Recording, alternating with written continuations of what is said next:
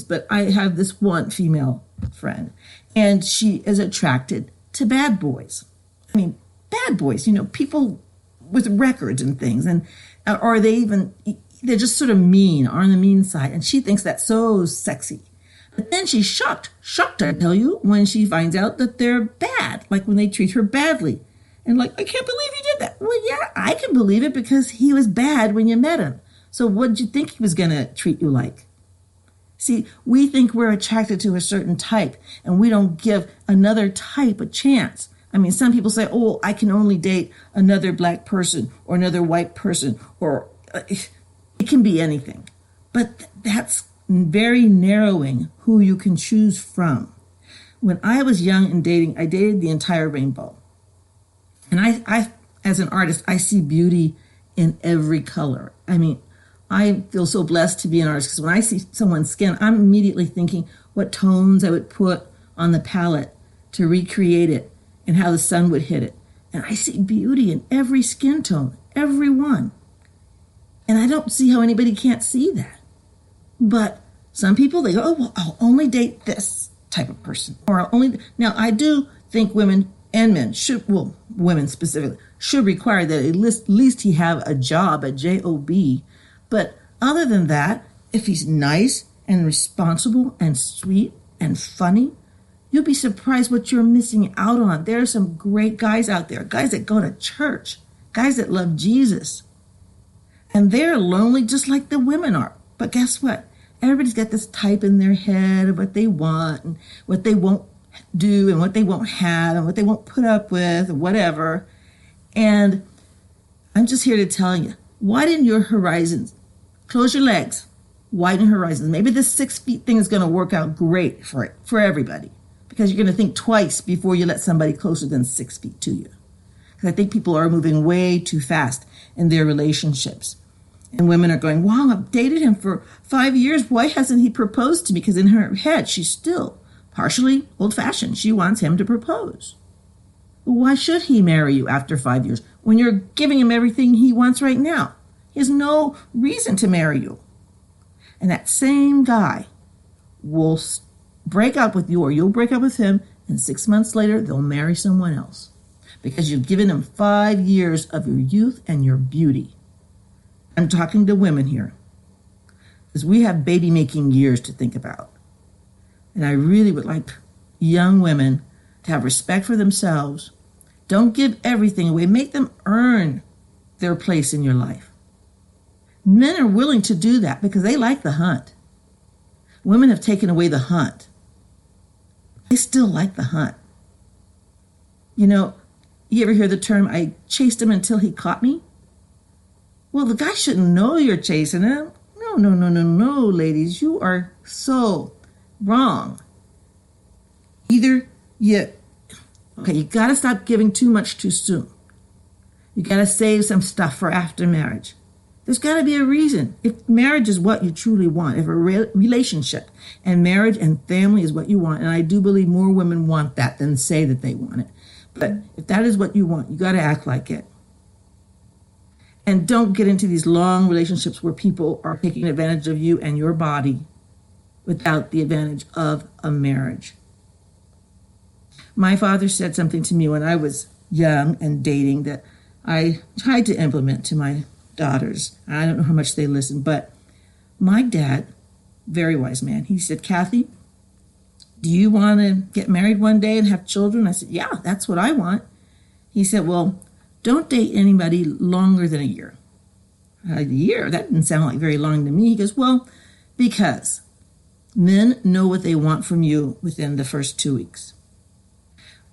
They know if they want action, or they know if they want to sort of try you out to see if you're the one, or they already know she might be the one, but I'm going to check into this further. Those 3 things. Anything outside of a commitment in the future, they're using you and your body, and you might be using them too. And it's not healthy, and it's not good for anybody. So I'm going to go out on a limb and say, yeah, save sex for marriage. Stop reinventing the wheel. God made the wheel already. There was a wheel. You know what it was?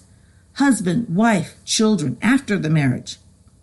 But nowadays people are reinventing the wheel. Oh no, we're going to shack up, or we're going to, have sex and do all this stuff that only married people are supposed to do, biblically, if you're believing in the Bible.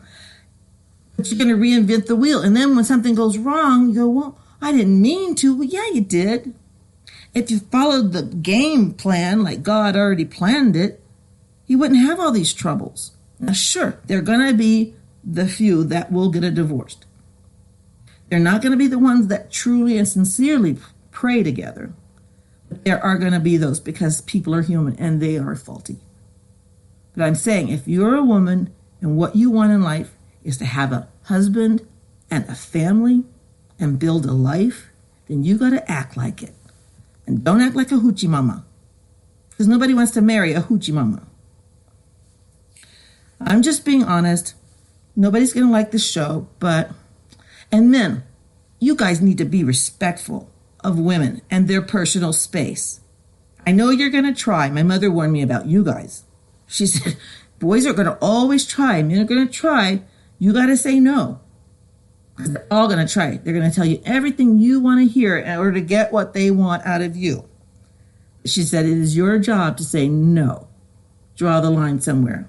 Set boundaries. It used to be my boundary was like a hula hoop, imaginary hula hoop around me. Don't come inside that hula hoop unless you made some commitments, because that's my hula hoop. Now they've got 6 feet. That's wonderful. So women can wear those big bell bottom, remember those dresses they wore during Gone with the Wind, those big dresses that nobody come near you? Women can get into fashion again. They can start wearing clothes again. They can start wearing real clothes instead of t-shirts, which in the olden days, those t-shirts used to be underwear. I mean, what people wear as regular clothes, back when I was growing up, my parents considered those to be underwear. My father always had a t-shirt under his dress shirt. But now that's the fashion.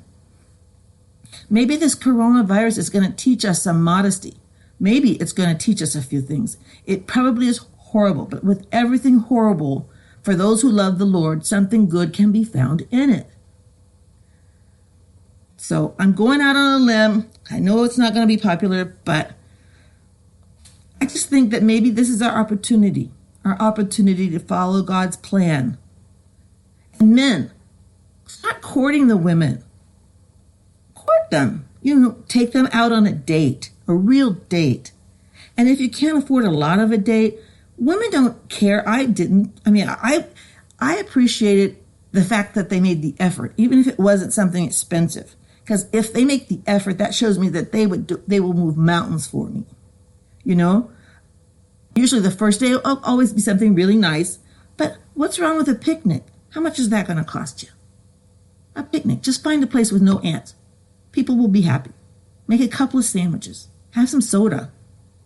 Watch the birds. Dates don't have to be expensive. But it shouldn't become a contractual agreement about who's going to spend what. I would never go on a date Dutch, ever, ever, ever. But I'm very, very happy to go on inexpensive dates where we can both make sandwiches or something like that. I'm just making a call to my fellow American women and men, young and old. This is an opportunity to reignite some old-fashioned values. The sacrament of matrimony. The sacrament of matrimony. A sacrament is what we do on earth to touch God. Like we take communion. That's us touching God and Him reaching out to touch us. Marriage is that as well. Or it should be. We can make it that way. Anyways, out here in the distance, in my 4 walls, going a little stir crazy, but thinking about things. I'm just thinking, try to find the silver lining. This could be an opportunity for people to go back to some morals and respect themselves and respect their spouses, and pray for your spouse. I pray for mine. He prays for me, or else I'd probably not be here. But do that. Don't reinvent the wheel. God did that, and it worked for 2,000 years.